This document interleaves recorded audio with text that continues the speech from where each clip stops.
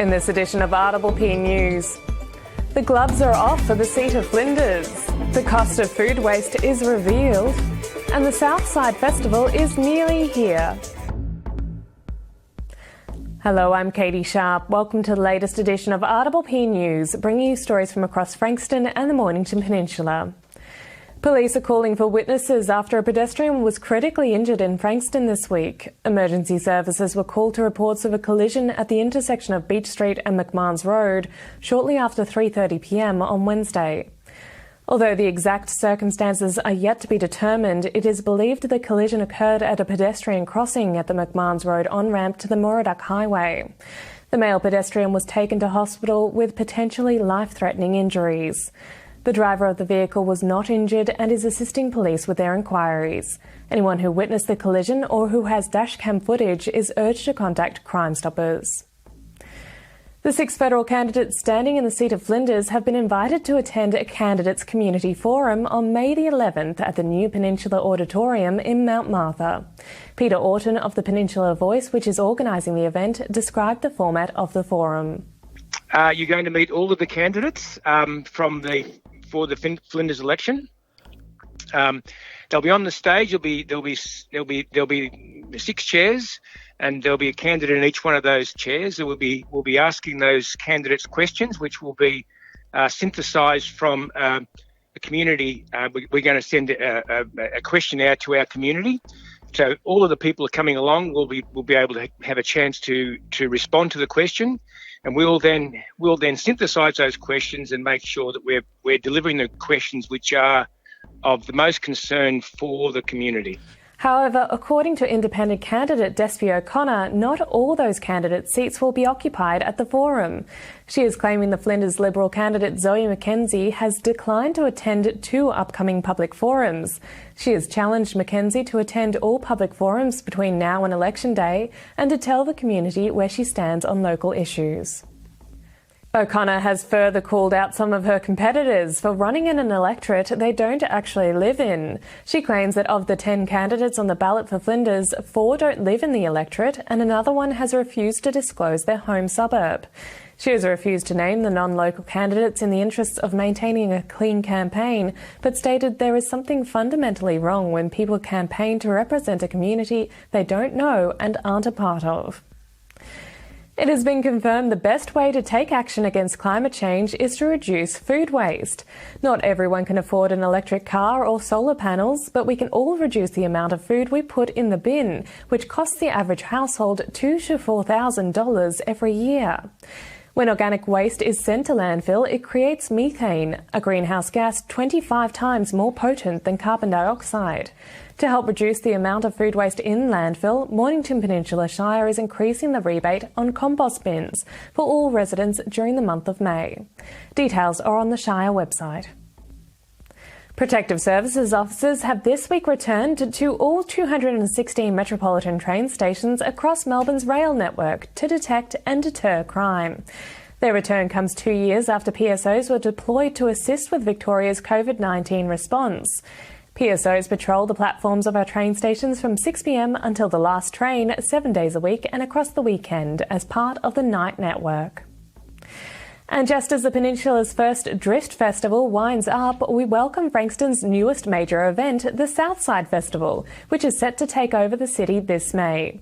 Nearly 230 artists are putting together more than 50 performances of light, art, dance, music, laughter, circus, cabaret, burlesque and more.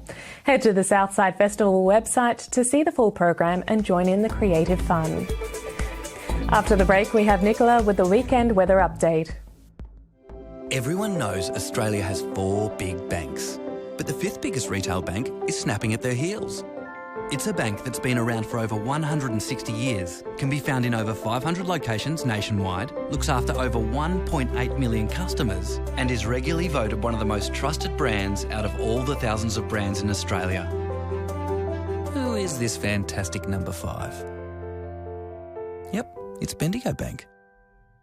The better big bank. Established in 1988, Progress Science has been servicing the local community for 30 years.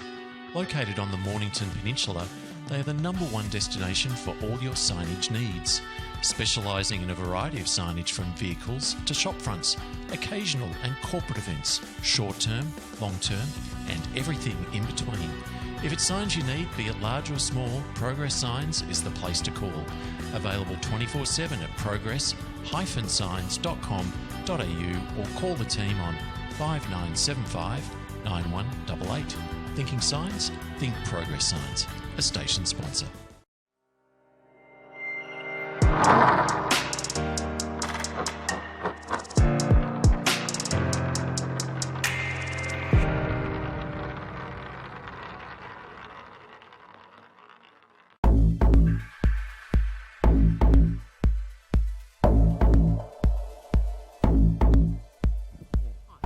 Nicola and welcome to the RPPV's Weekend Weather Update.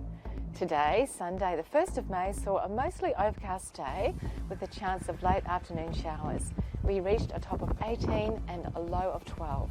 Monday should also be an overcast day with sunny breaks in the cloud cover. We should reach a high of 19 and a low of 11. Tuesday sees the sun shining a bit brighter in between those scattered clouds. Expect another top of 19 and a low of 11. And finally, Wednesday the 4th of May sees the rain returning.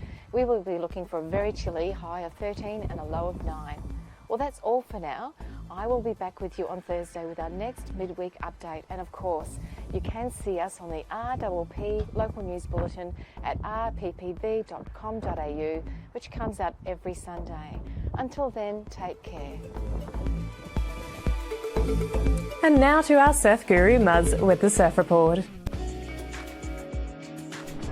Morning, it's Muzz here with this week's Mornington Peninsula Surf Report. Weather looks okay in front of us. Looks like we're going to get a fairly decent change maybe on Saturday afternoon. The next couple of days will be offshore, probably on the beach breaks, which should be good. And then come Saturday, start off northwest, then the front should come blazing in, hopefully, and the wind will head round a bit more to the westerly. The swell will be a rapid increase Saturday into Sunday. It's probably going to be reasonably good waves on the reefs in Western Port on Sunday. Winds look like they're going to be west-northwest before they turn a bit more southwest, and then back around northwest on Monday, and pretty much stay offshore sort of in that northerly, northwesterly quarter right through till Thursday of next week with a moderate swell. So there could be one of those weeks again where there could be waves, solid waves on the beaches for you guys that like that, medium-sized ones in the Flinders area, and small waves at Western Port. So it looks a bit more like autumn, although it is still unseasonably warm. The water's still not too bad. It is an okay week for waves, so enjoy your surfing, and I'll see you next week. And that's all from our team here at RPP News, serving the community with stories that matter to you. Keep watching and do tell your friends. Bringing you the news from coast to coast across Frankston and the Mornington Peninsula, I'm Catie Sharp. See you for the next edition.